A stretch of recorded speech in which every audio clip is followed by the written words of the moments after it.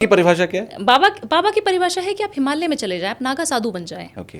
बाबा की परिभाषा वो नहीं है जो आजकल सोशल मीडिया पे बाबा हैं। ठीक है। सबके पास अच्छे अच्छे लग्जरियस कार हैं। हाँ। सब बाबा सोशल मीडिया प्लेटफॉर्म पे हैं। जो बाबा दिल से जिसको सेटिस्फेक्शन होगा, जो महादेव के बहुत करीब होगा, वो आपको दिखेगा भी नहीं। वो प्रत्यक्ष आप उसको देख ही नहीं पाएंगे। वो कहीं और साधना कर रहा मोह होगा, माया त्याग देगा। मोह माया त्याग देगा। उसको कोई सोशल मीडिया से मतलब नहीं होगा, उसको अपने परिवार से कोई मतलब नहीं होगा। ऐसे लोग होते हैं? बिल्कुल, बहुत कम है बट हैं। कोई ऐसे आपकी नॉलेज में है कि वो व्यक्ति वहां पर मुझे मिला था, वो सच्चा बाबा था? देखिए, केदारनाथ जब हम लोग यात्रा करके, पद यात्रा करके मैं इस बार गई थी, क्योंकि मेरी एक छोटी सी इंजरी हुई थी, छोटी सी तो नहीं बड़ी हुई थी, मेरा ऑपरेशन हुआ था स्पाइन का, जिसकी वजह से मैं बहुत स्पिरिचुअली बहुत कनेक्टेड हो गई महादेव से, बहुत ज़्यादा हो गई। और मैं स्पिरिचुअल ग्रोथ में जो आई हूँ उसके बाद से आई हूँ। अच्छा। मेरा जब ऑपरेशन हुआ है स्पाइन का, तो मेरी स्पाइन पूरी खुली हुई है पीछे से। तो मैंने ये मन्नत मांगी थी कि विदिन 6 मंथ मुझे इतना कर दो कि मैं चढ़ के आपके पास आ पाऊँ केदारनाथ में, क्योंकि मैं पिछले साल भी गई थी बट पहले हेलीकॉप्टर से गई थी। तो मैंने ये मन्नत मांगी थी, और आप मानेंगे कि विदिन 6 मंथ में चढ़ाई करने लायक, क्योंकि चढ़ाई भी टफ है। बिल्कुल। ऐसा नहीं है कि हम छोटी मोटी चढ़ाई चढ़ रहे हैं। किसी को इंजरी हो स्पाइन की प्रॉब्लम हो जाती है। और मेरे दोनों पैर चलने बंद हो चुके थे। उस कंडीशन में बैठ के मैं व्हील चेयर पे बैठ के ये मैनिफेस्ट कर रही हूँ कि मैं वहाँ पे पहुँचूंगी, और यही साल जाना है मेरे को बाबा, मुझे नहीं पता कैसे आना है, आप देखो, और मुझे चढ़ के ही आना है। तो मेरे घर वालों ने मुझे बहुत डांटा क्योंकि पेरेंट्स एकदम से घबरा जाते हैं कि ऐसी चीज़ें क्यों बोल रही हो। सही बात है। और हस्बैंड ने भी बोला कि नहीं, ऐसा पॉसिबल नहीं हो पाएगा, ये साल जाना मुश्किल हो जाएगा आपके लिए, नहीं जा पाओगी। मैंने बोला जाना तो यही साल है। वहाँ मैं जब जा रही थी चढ़ाई करके, वहाँ पे ना आप जब भीमशिला पे जाते हैं और उसके ऊपर जब हम काल भैरव के लिए जाते हैं ना, वहाँ पर एक बाबा बैठे हुए थे ब्लैक कलर की ड्रेस में। अच्छा। और उनके तन पे ना, हम सर्दी में बिल्कुल ऐसे हो रहा था कि सर्दी लग रही है और ज़्यादा ऊपर, क्योंकि और थोड़ा सा ऊपर है, वो चढ़ाई पे है काल भैरव। तो हम जब जा रहे हैं तो हम बिल्कुल पूरे अच्छे से टोपी मफलर बढ़िया अच्छे से पैक्ड होके जा रहे हैं, और वो बिल्कुल ऐसे बैठे हुए हैं। तो मेरे फादर साहब भी साथ में थे, मेरे पापा और मेरे हस्बैंड और मेरी मम्मा। तो हम लोग उनसे पूछ रहे हैं कि आपको ठंडी नहीं लग रही है क्या?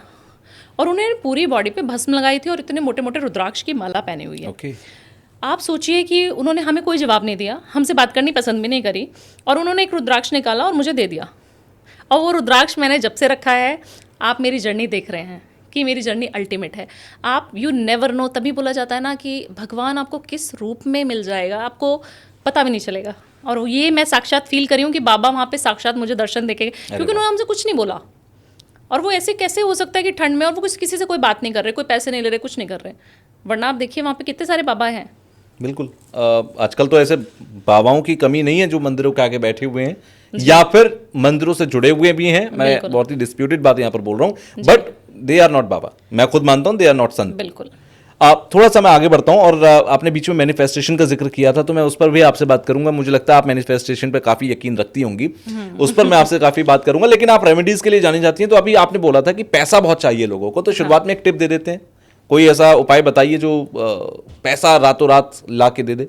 देखिए, एक छोटा सा उपाय बता देती हूँ। काफ़ी सारे उपाय ऐसे बताती हूँ कि फीमेल्स को करने पड़ जाते हैं, तो फीमेल्स को बहुत जोर आता है, या मेल्स को करने पड़ते हैं गिफ्ट्स वाले, उनको बहुत गुस्सा आ जाता है। तो ये उपाय है जो कोई भी कर सकता है, मेल फीमेल बच्चा बूढ़ा सब कर सकते हैं। आपको ना सरसों का तेल होता है ना, ठीक है, या फिर नारियल का तेल, क्योंकि अभी गर्मी है नॉर्थ में, तो आप नारियल का तेल लें, उसमें ना थोड़ा सा इत्र मिला लेना है आपको। थोड़ा सा इत्र डाल लें, या गुलाब जल भी मिला सकते हैं। इत्र कोई भी हो सकता है, कोई भी हो सकता है। अगर रोज का फ्रेग्रेंस है तो बहुत अच्छा है, वो मिला लेना है। और आपको ना अपनी फुट मसाज खुद करनी है, ना बीवी से करवानी है, ना पति ने खुद करनी है अपनी, और बीवी ने अपनी खुद करनी है। जिसको पैसा चाहिए वो करेगा, और आप 43 डेज करेंगे। इसको पीरियड्स में भी कर सकते हैं आप। ये करने मात्र से आप देखेंगे कि आपका जो ऑरा है कितना अच्छा हो जाएगा, आप कितनी ब्यूटीफुल होना शुरू हो जाएंगी, और आपके पास पैसों की बारिश, जो मैं हमेशा बोलती हूँ, वो 43 डेज के अंदर अंदर कोई ना कोई गुड न्यूज़ मिल जाएगी। तो तेल और इत्र को मिलाने का जो आपका ये कॉन्सेप्ट है, ये है क्यों? इसका कोई पीछे कोई प्लैनेटरी लॉजिक? बिल्कुल है लॉजिक। देखिए, जो तेल होता है वो किसका कारक होता है? शनि का।